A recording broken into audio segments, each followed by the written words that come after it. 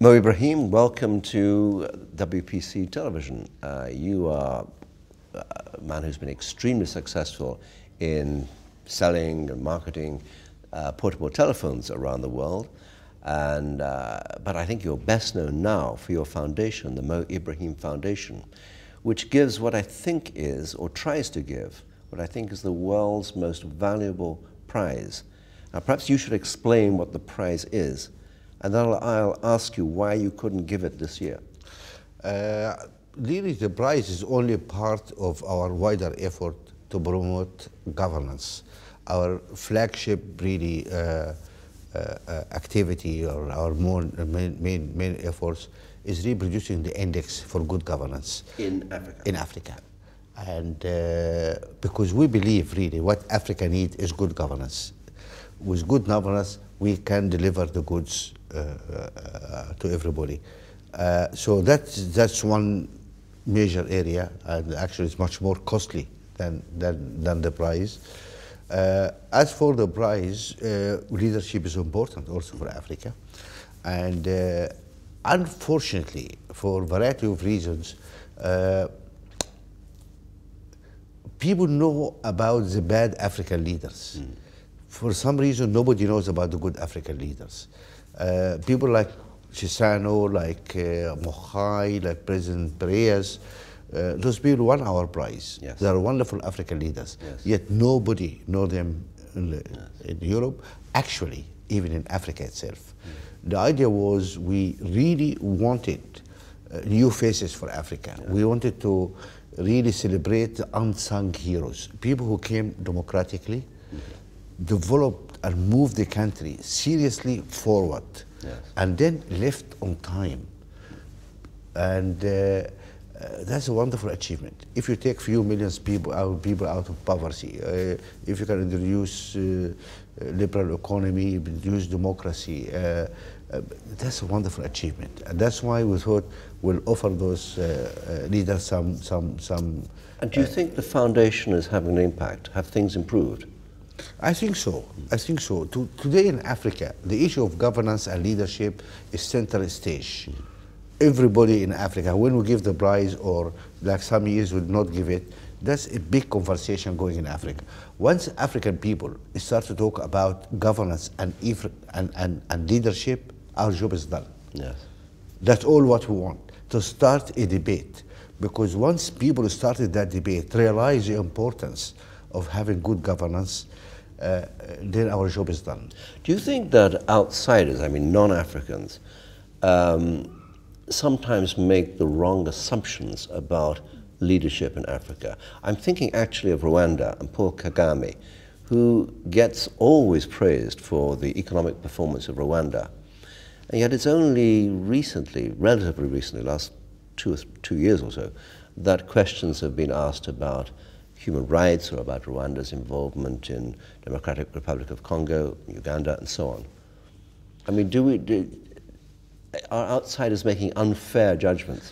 I think what we're trying to do is really people in haste make general statements. People want to have a poster child every time. So they pick somebody and say, that's our poster child this year. And it's oversimplification. Situations are more complicated like that. Not everybody is a devil, and not everybody is an angel.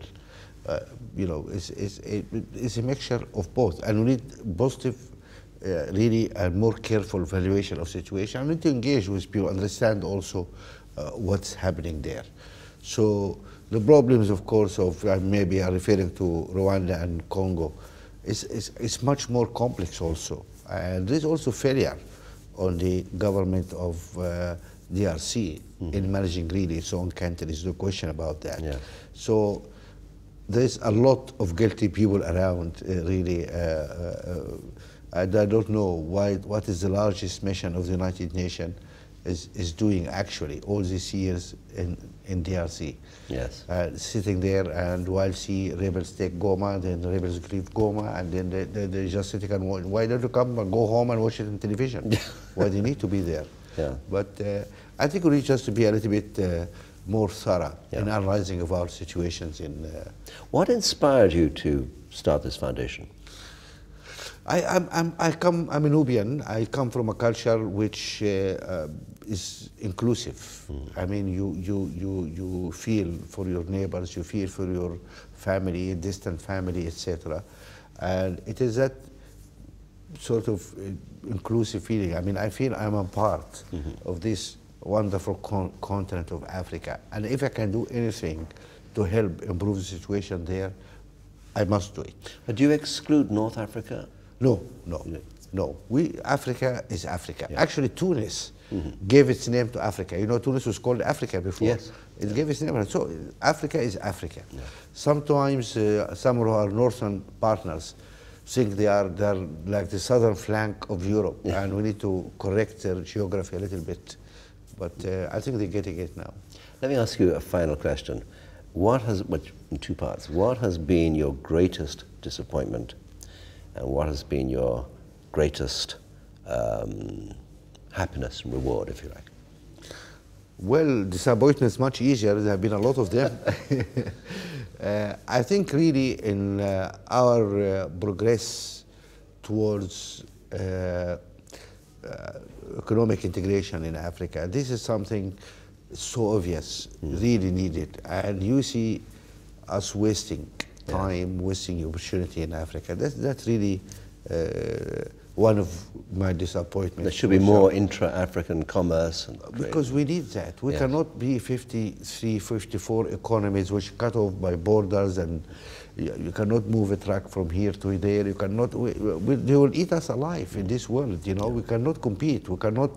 We need to have that integrated economy. If Europe needs European Union, how come our little countries in Dahomey, in Niger, they don't need a common market? We cannot survive really.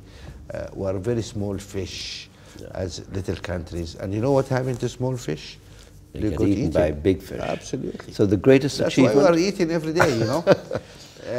What about the greatest achievement, the greatest happiness? I think one of my greatest happiness actually was what happened in North Africa. It restored also and enshrined my faith in the young people. At a moment when we were worried that our young people would just become interested in nightclubs or in music, or you know, they are really disconnected. Suddenly we discovered that those people are more connected to the issues than us, actually, and more brave than us. It's marvelous. It's marvelous to see youth in Africa taking matters in their own hand. It is their future. And that was a great source of happiness. That's a wonderful note to end on. Mo Ibrahim, thank you very much. Thank you very much. Thank you for having me. Thank you very much.